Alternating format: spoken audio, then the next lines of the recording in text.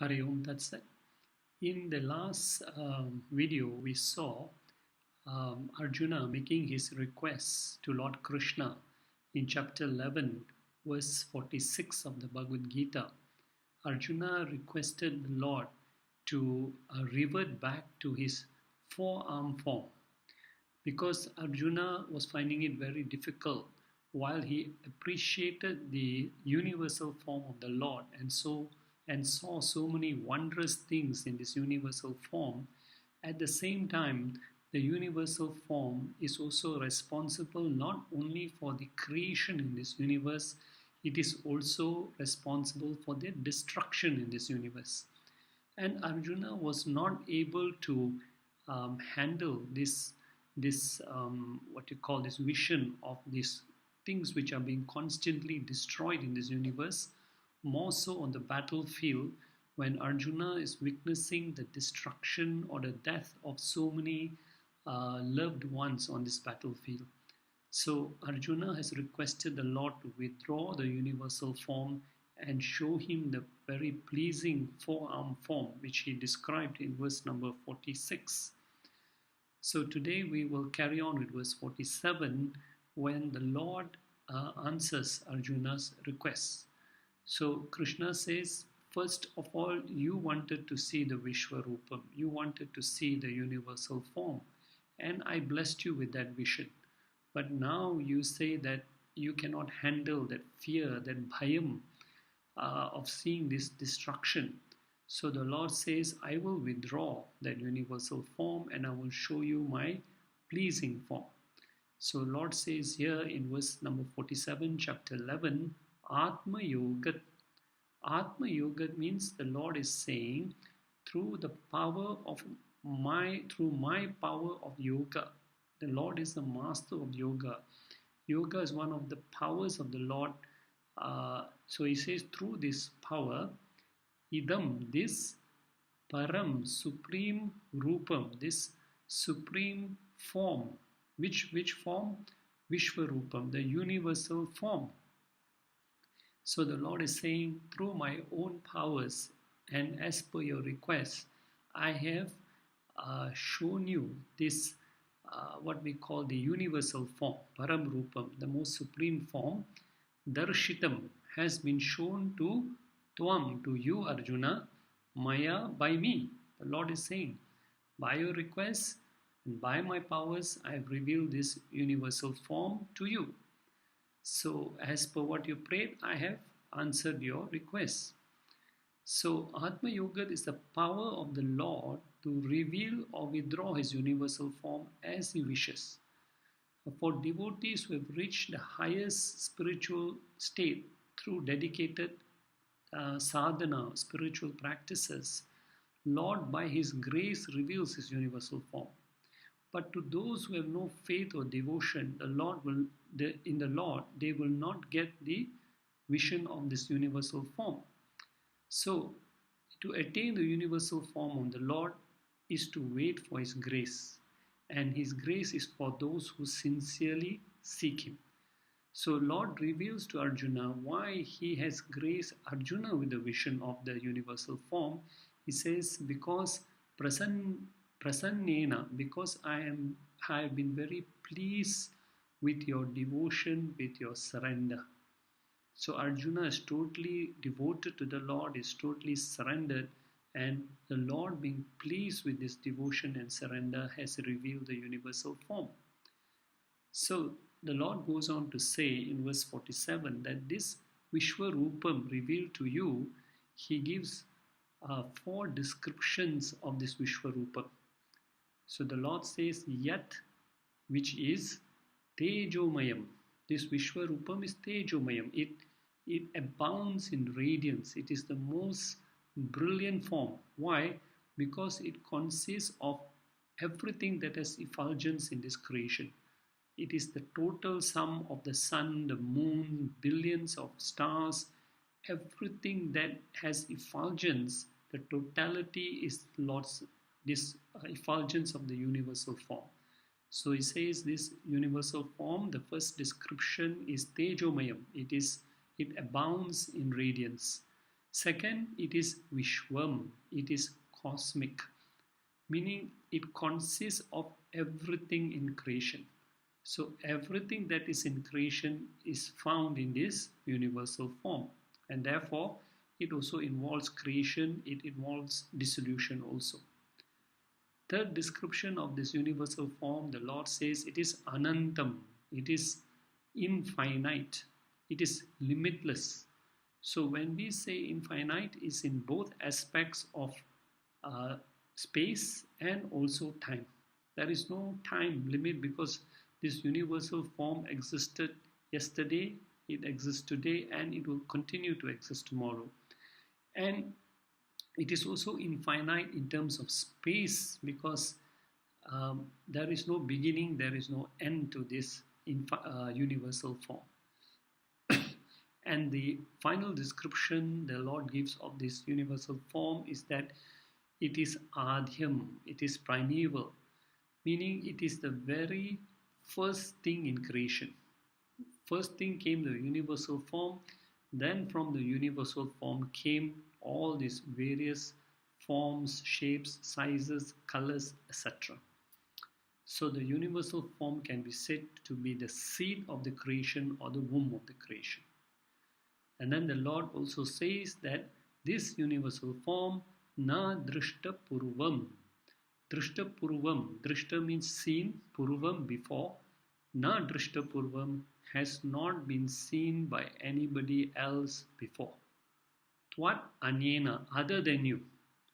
That means Lord is telling Arjuna that you are the very rare one, the blessed one. No one has seen this Vishwarupa. So, however, we must note that before Arjuna, the Vishwarupam was shown on 2 or 3 occasions. However, we must understand that only Arjuna was shown the Vishwarupam due to his total surrender. And it caused such a transformation in him when he saw this Vishwarupam.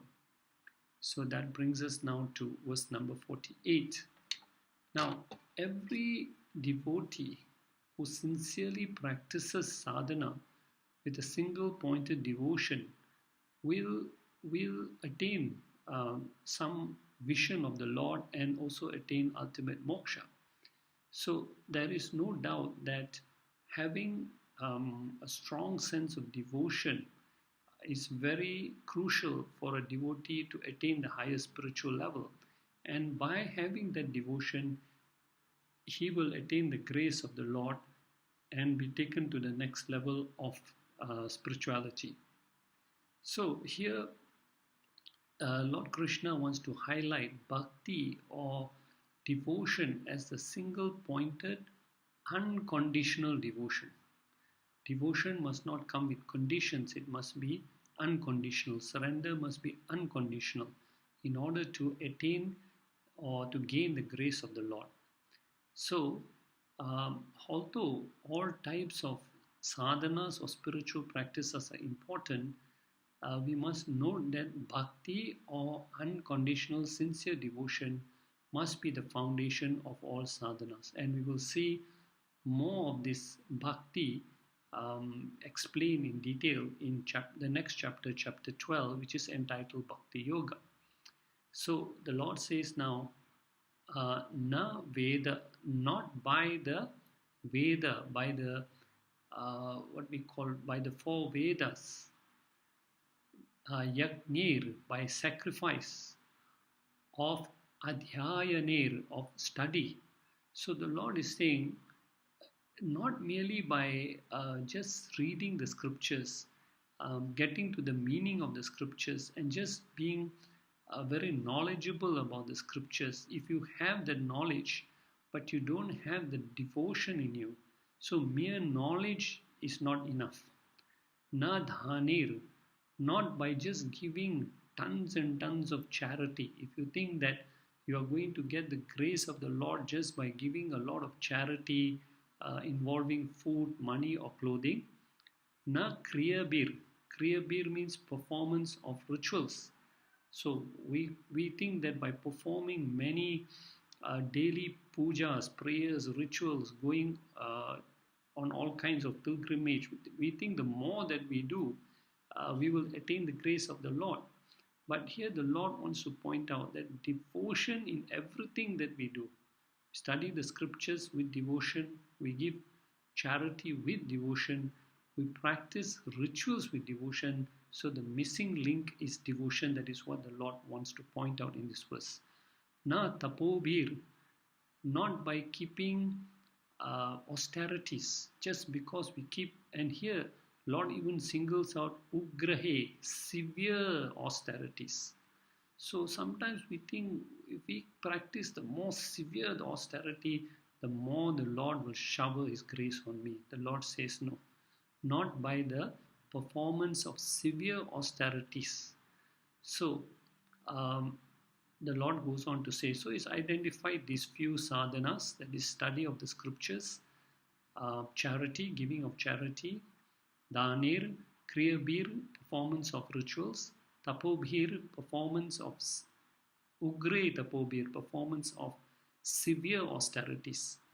The Lord says, evam rupam, this form, this universal form of mine, na sakhya, is not capable of aham drashtum, of my darshanam. That means all these sadhanas, if you undertake without an ounce of bhakti or devotion for the Lord, if you don't have that, then all these are not going to give you the grace of the Lord and give you the vision of the Lord. So all these sadhanas we do are not wasted. It is not to say they are wasted. They will give you some punyam, they will give you some what you call merits, they will give you some worldly benefits, but they will not take you to the higher level of spirituality. So the Lord is emphasizing the very importance of devotion, sincere, unconditional devotion.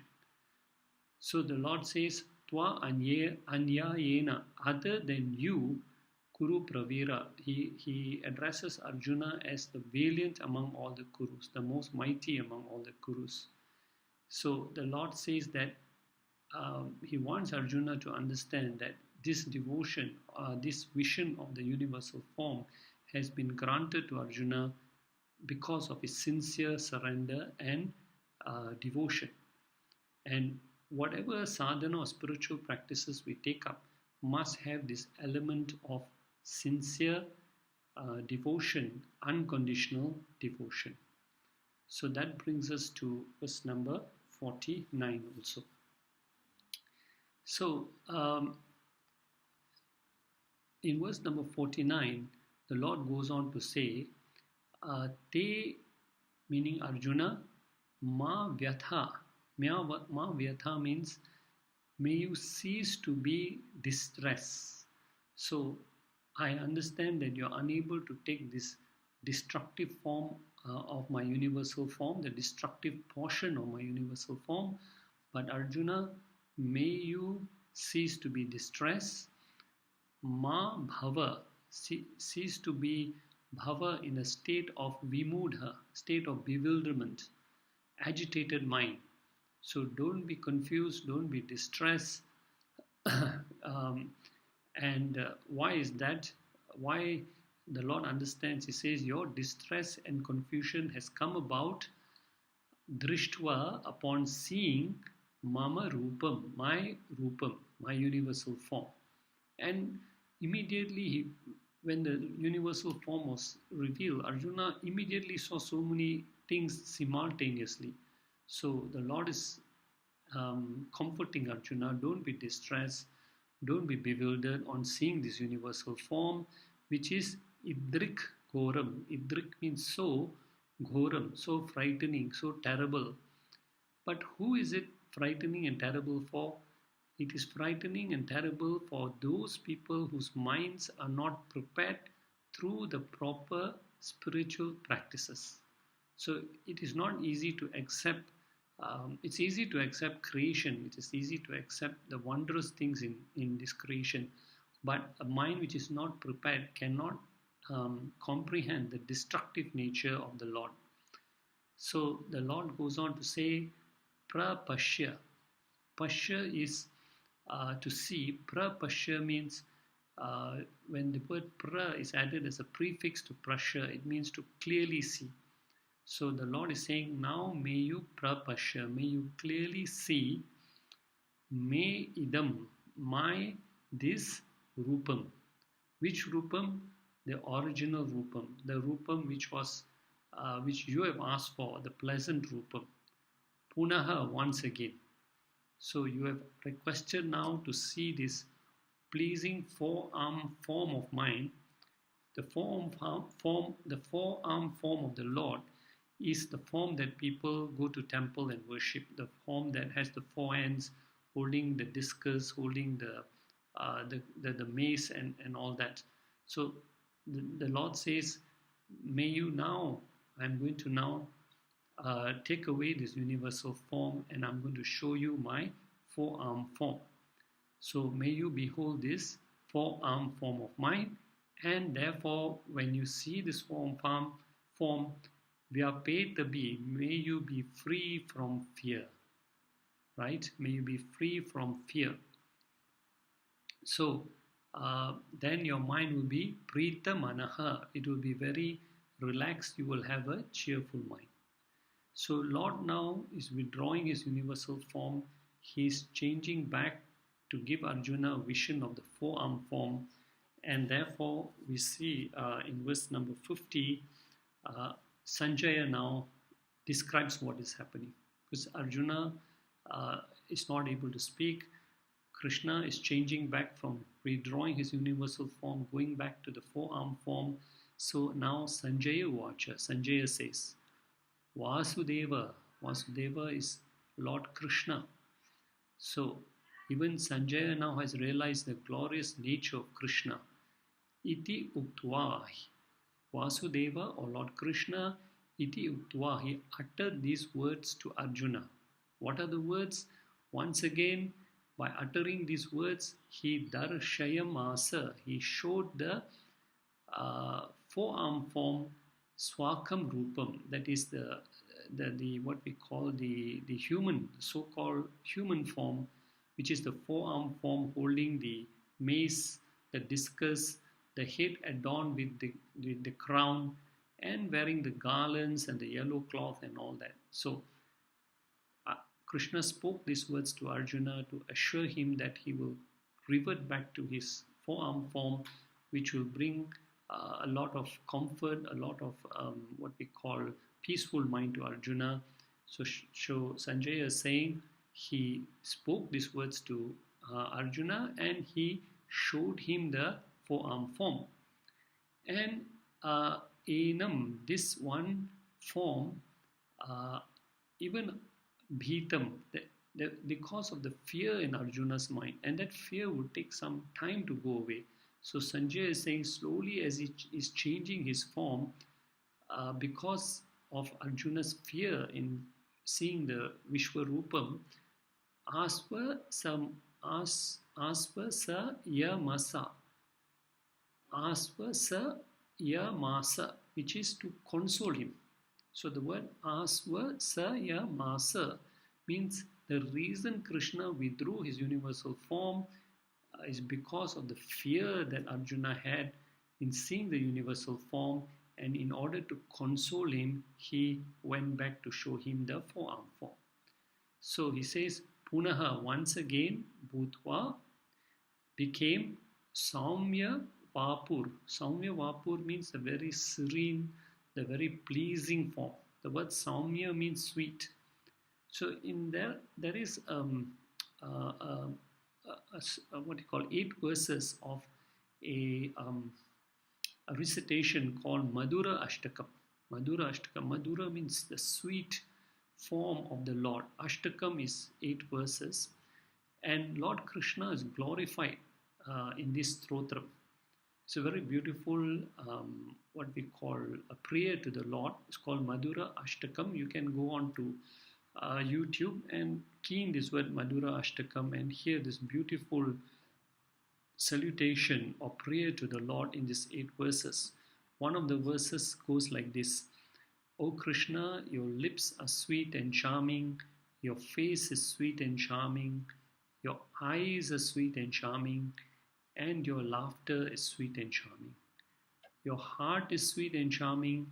Your going is sweet and charming. Everything about you is sweet and charming, O Lord of sweetness. Adaram maduram vadanam maduram nayanam maduram hasitam maduram hridayam maduram gamanam maduram maduradipate akhilam maduram.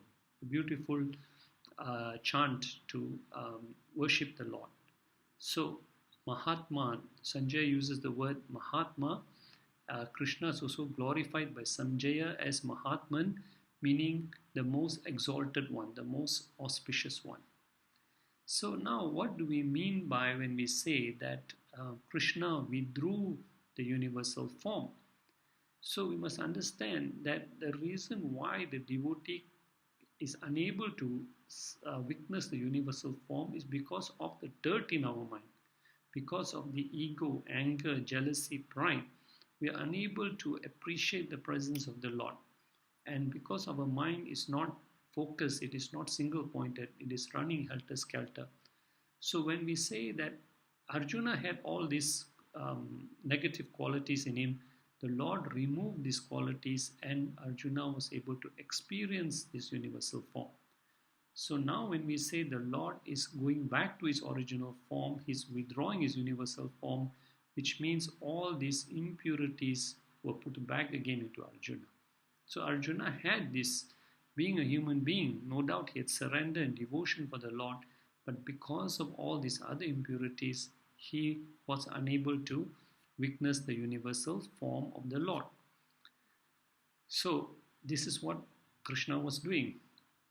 Now, interesting enough that Ramakrishna also, the great saint, spoke about the two qualities of the mind, Maya and Dhaya, M-A-Y-A, and Dhaya, D-A-Y-A. Maya means claiming ownership of everything.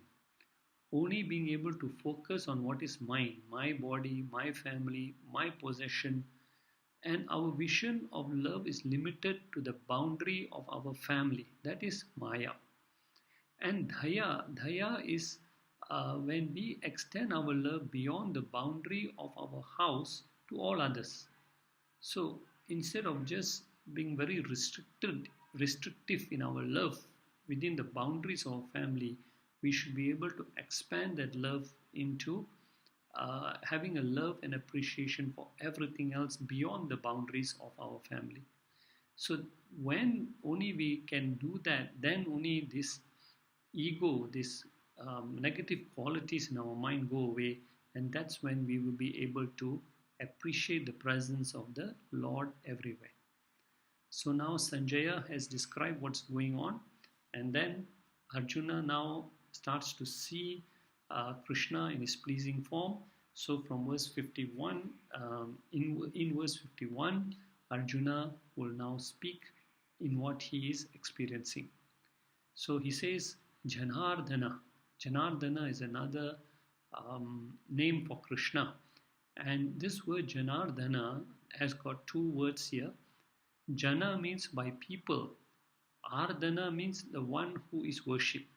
So Janardana means the one who is worshipped by people. So Arjuna now is seeing this form, that is the form we find in the temples, that is the form we find in the altar, which is the form that all people worship as the four-armed form. So Arjuna is now describing his Krishna no more as a universal form. He's calling Krishna as Janardana. Drishtva, seeing this Manusham, this human Rupam, this human form, the form that we can all relate to, the form that we find pleasing, the form that we all worship. Idanim, now, Arjuna says, Idanim, now, Asmi, I have come back to my normal state of mind. My fear is gone. I am so happy. My mind is so calm and peaceful in seeing this form, Janardana form. Sacheta, my mind is calm. The word Cheta means mind. Sacheta means, Sa means calm. So Sacheta means calm mind. And my mind has become Samavritaha. Samavritaha means it is no more running helter-skelter. It is what we call, it is steady. So I'm now back to my normal state. This is what Arjuna is saying. He's expressing what he is feeling. And as a result, Gataha, I have regained Prakritim, my natural state. I am now back to my natural state. I'm back now to my what we call, with a comfortable mind, with a pleasing mind now. So and it's not that Arjuna's confusion is totally gone. His mind is comfortable now. His mind is feeling pleasant, but he has still a lot of questions he wants to ask Arjuna. So that brings us to now verse number 52. From verse number 52 onwards to the end of this chapter, to verse 55, Sri Krishna now summarizes what he wants to say in this final few verses that close chapter 11. So Sri Bhagavan Vacha, the Lord speaks, and what does he say? Arjuna, he says, Idam Rupam, this form, this universal form, Mama, of mine, okay, Sudur Darsham, is most difficult to see. It is not easy to attain this vision. So it is not that Lord is trying to discourage us by saying it's difficult, but what he's trying to stress is that you have to put a lot of effort. It's not just going to come very easily. There are a lot of challenges for a devotee. There are a lot of obstacles for a devotee. A devotee has got to learn to be, to persevere, to be very committed to this spiritual path. And he says, Yat, which you drishtavan, which you witness, O Arjuna, it is very difficult for any devotee to witness what you just now witnessed, the universal form. Okay, to gain the grace of the Lord is not easy. It requires a lot of commitment, dedication, sacrifice. So he says, Api Deva, even the Devas. So the word Devas here is God, gods with a plural S. He says, Krishna says, even the gods who are in heaven, in the heavenly kingdoms, heavenly worlds, Nityam, they are ever constantly Darshana Kankshina. They are constantly, Darshana Kankshina means they are hankering to get a vision of Asya Rupasya, of this universal form of mind. Even by going to heaven also, you cannot get that vision of the universal form, because heaven is only a place for us to go to discharge our good deeds, our good actions. So even those who don't have devotion but who have done a lot of good deeds, even they go to the heavenly worlds and they exhaust their merits, but they have to come back. So he says, even if you become a deva by all your great deeds, even you become a divine being in the heavens, even that also will not give you this vision of the universal form. So we must understand that the devas are there only to exhaust their good deeds. And it is devotion that is the key that Krishna is speaking about here. So we will stop here, and when we resume next week, we will complete the balance 3 verses of chapter 11, and if there is time, we will go on to the next chapter 12, which is called Bhakti Yoga. Hari Om Tat Sat.